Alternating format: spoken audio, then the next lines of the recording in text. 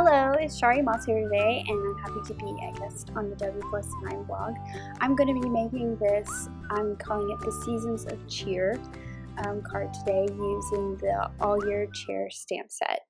And the idea and concept behind this card is to have all 4 seasons represented, one in each quadrant of the card. So I've already cut my little cardstock pieces. These are going to kind of be my backgrounds for each little season. And these are cut to 1.5 inch wide by 2 1/8 inch wide. And I'm going to sketch out and show you here where that measurement came from. This is the layout I wanted, and I wanted a wider mat on the sides and a skinny space between each piece. So they're 1.5 inch wide by 2 1/8 inch wide. And this is just to fit on an A2 standard size card.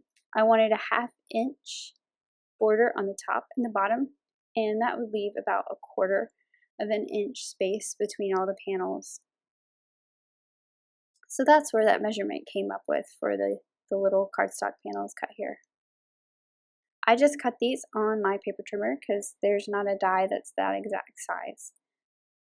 So for my card base, I've taken a piece of the W+9 oatmeal cardstock and I've just cut it long ways down the center. I'm going to make a top folding A2 size card, and then I'm just going to score it at 5.5 to make my card base.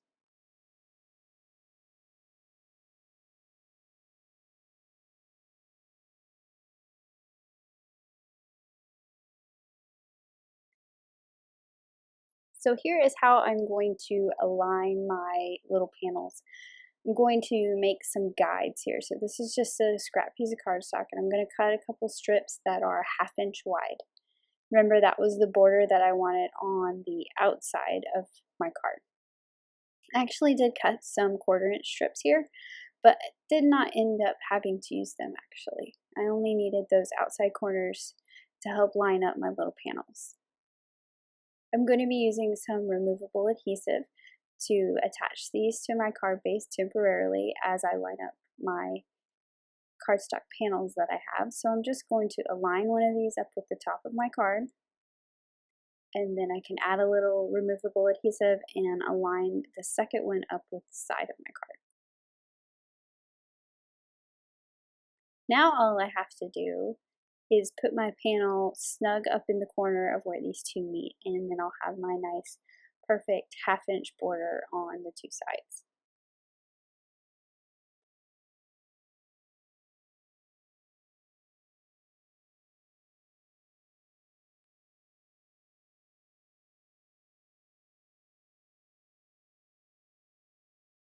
So I've got some adhesive on it, and I can just snug it up right against those two pieces of cardstock, and now I've got it perfectly spaced next to the edges of my card base. I can just take that off with that removable adhesive very easily and move it so that I can start to align my other corners.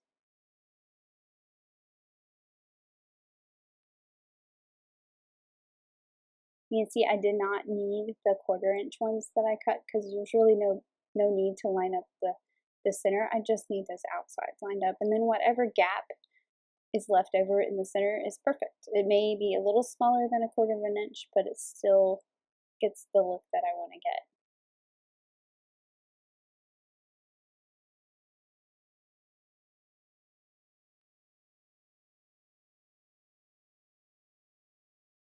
And once I'm done with all these panels, then I'm just going to pull off those little guides that I've made, and everything is perfectly spaced on my card base. Now to do my stamping. I've got a lot of stamping because I'm representing all the seasons here, so I'm going to use a lot of the elements in the stamp set. I'm going to use a combination of inks here. I have some W+9s, but to fill in all the colors I wanted, I'm also using some Lawn Fawn inks, and I believe I'm going to use a Hero Arts towards the end there. I really like some of these colors that I have from W+9, and I really like that yellow haystack. It's a nice fall color. And I believe this green one is Mojito, and I am stamping out a ton of leaves. I do not use all these leaves on the card, but I'll have some extra leaves for the next card that I want to make.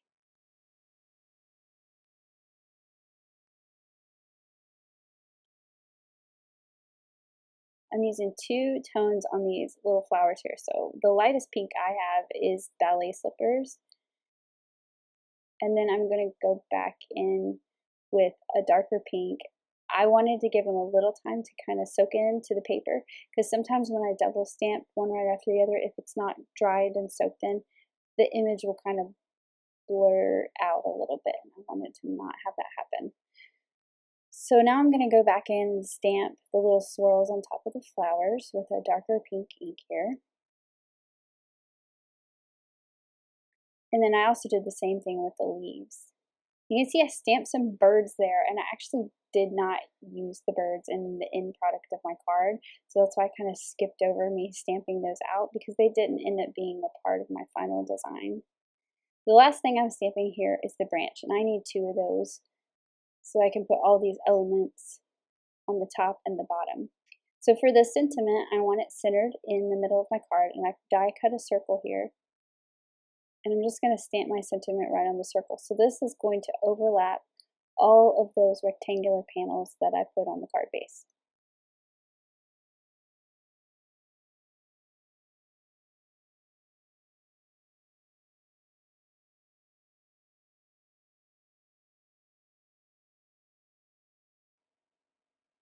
So I'm going to pop this up with some foam tape just so it has a little dimension off of those rectangles.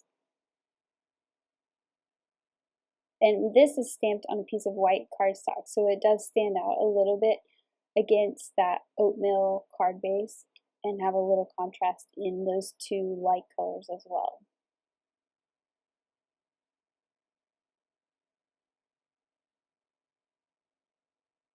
And you can see I've also die cut all my little elements there using the coordinating dies that go with the set.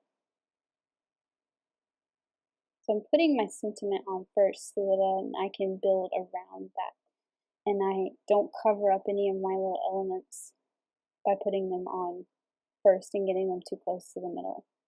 I also decided it'd be a really cool look if that branch on the top kind of overlapped that a little bit. So now it is time to start some assembly here. And I like the dynamic of having a branch come from each direction.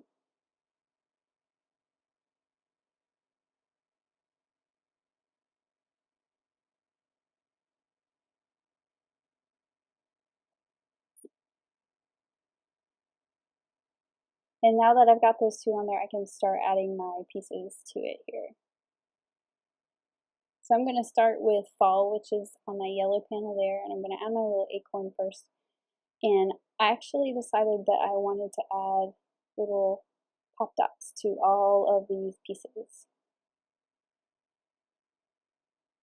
So it gives them even more dimension off of that card base and off of the branch that will kind of slip behind it. And like I said before, I did die cut more pieces than I'm actually going to use. I didn't want to fill this up too terribly much, but I needed to get enough elements in each little panel so we could really tell what's going on here. So I just used one of each size of the leaves. And then the bottom left corner is my summer panel. So I'm going to use a couple different sizes of those green leaves. And I'm going to save my flowers for my spring panel, which will be on that green one.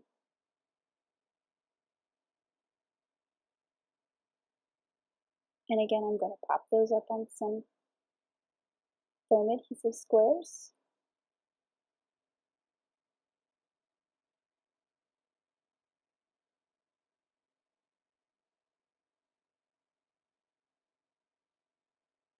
Now for my little flowers at the bottom. It's kind of like the buds that come out before the leaves. So the spring is the flowers and the summer is just the leaves. It sort of transitions across the branch.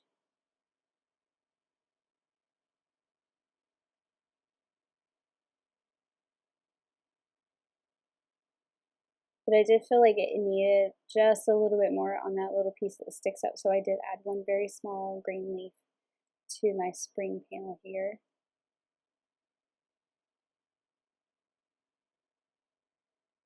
And then finally for the winter panel, that blue one in the top left, I needed to add some snowflakes.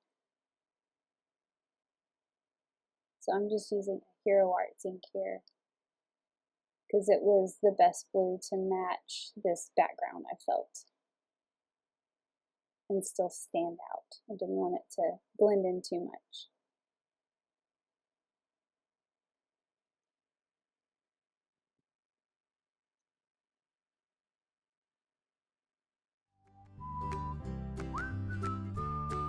And there is my finished card. I wanted to use the birds, but I felt like they covered stuff up too much and crowded it a little, so this is what I end up with. Thanks for watching. Bye.